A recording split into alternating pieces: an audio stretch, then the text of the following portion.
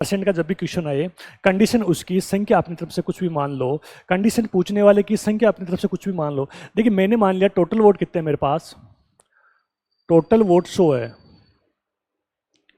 अब 20% ने वोट ही नहीं डाले, 20% ने वोट ही नहीं डाले, डिड नॉट कास्ट,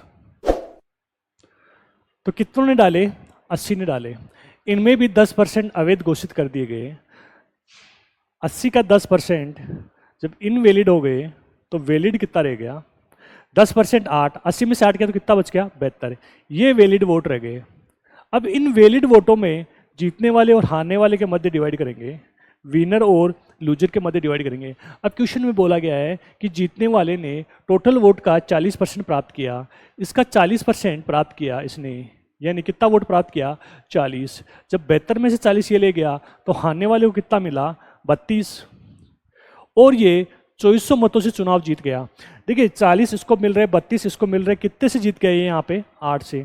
8 से ना जीती, क्वेश्चन में कितना बोल रखा है, 2400 वोट।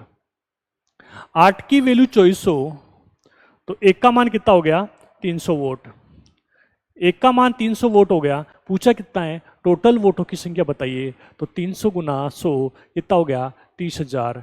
टोटल कितने वोट थे, 30,000। एक का मान 300 निकाले। अब कुछ भी पूछे, अगर पूछे कि जीतने वाले को कितने मिले तो 40 से 300 से गुना करा दो, अगर पूछे हारने वाले को कितने मिले तो 32 को 300 से गुना करा दो, अगर पूछे कि कितने ने नहीं डाला तो 20 को 300 से गुना करा दो, अगर पूछे कि वैलिड वोट टोटल बताइए तो 7200 300 से गुना करा दो। कुछ भी पूछे, एक का मान निकाल लिया, कुछ भी पूछे उससे गुना करवा दो।